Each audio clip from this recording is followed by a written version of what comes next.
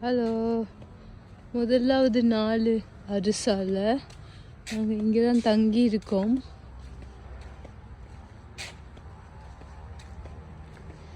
இங்கே தான்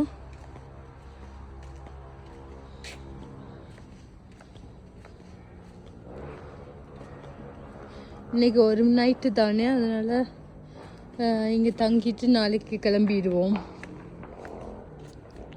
ரூம் நல்லா நீட்டாக இருக்குது, நல்லா இருக்குது. சுற்றி வர காடு மாதிரி இருக்குது. முதல் நாள் எங்களோட அரிஷா, இதுதான் எங்களோட ரூம். முதல் நாள் அழகான ரூம், பிடிச்சிருக்கு.